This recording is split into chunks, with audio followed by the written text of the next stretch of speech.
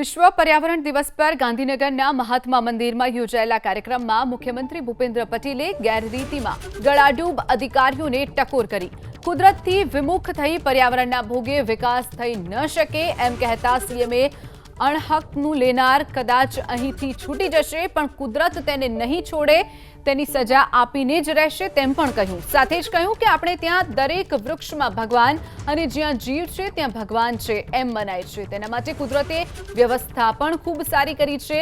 કીડીને કણ અને હાથીને મણ એ કુદરતી વ્યવસ્થા છે જ્યાં દરેકને મળી જાય છે। એક માણસને જ એવું છે કે ક્યાંથી મળે મેળ પડે અને વધારે ભેગું કરી લેવું। ધંધો રોજગાર વધારે થાય અને તેનો કોઈ વાંધો નથી પરંતુ બીજાને હેરાન કરી અને કેવી રીતે વધારે લેવું તે યોગ્ય નથી।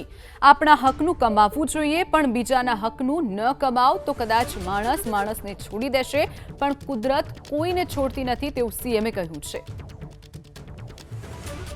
જે પ્રમાણે કુદરતની વ્યવસ્થા ખૂબ સારી કરેલી છે કે કીડીને કણ અને હાથીને મણ એ એક કુદરતની વ્યવસ્થા છે, મળી જાય છે।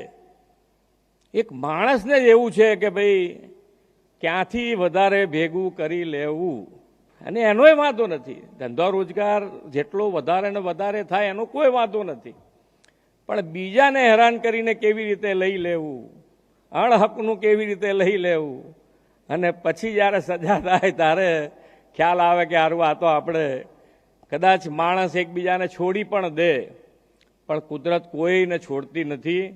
એની સજા એને મળે ને મળે। એટલે બહુ વ્યવસ્થિત રીતે જેટલું વધારે કમાઈએ એનો વાંધો જ નથી પણ આપણા હકનું કમાવું